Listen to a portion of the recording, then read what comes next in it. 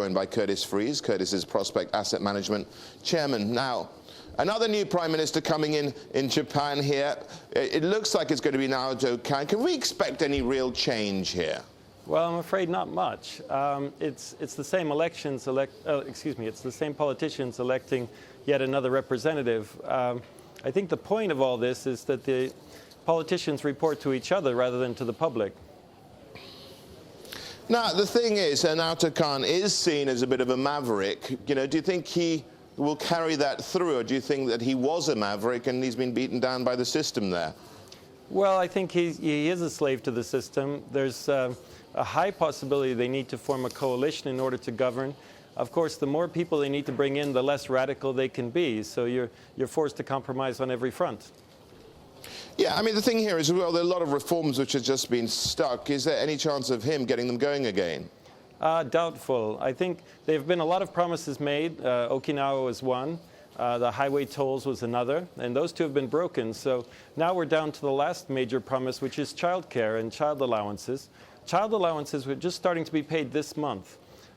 If they backtrack on that, if they eliminate the child allowances or cap them, if they eliminate the drive for increased child care across Japan, they'll have broken their last major promise.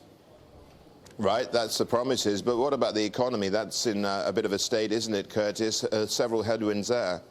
Well, it is. I think the economy will recover regardless. The economy, thank goodness, is not dependent on the politicians. I think, individual companies are making the right decisions. We're seeing a lot of progress on the economic front. As you can see, the last few quarters have been strong. That's not because of politics. Well, the prospect of deflation is always looming large there, isn't it, though?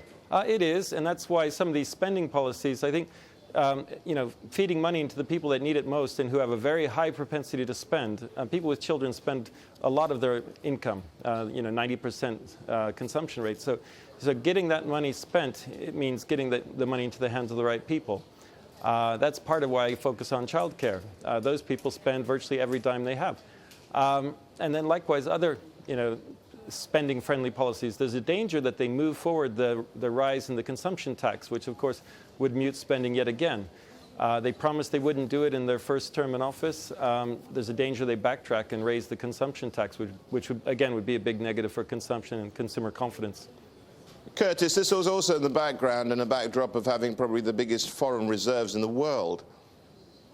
Yeah, they have a lot of reserves. I don't think there's a huge worry about funding this kind of spending, as long as the Japanese are willing to lend it to themselves. The sort of problems we have in Europe will not come to Japan.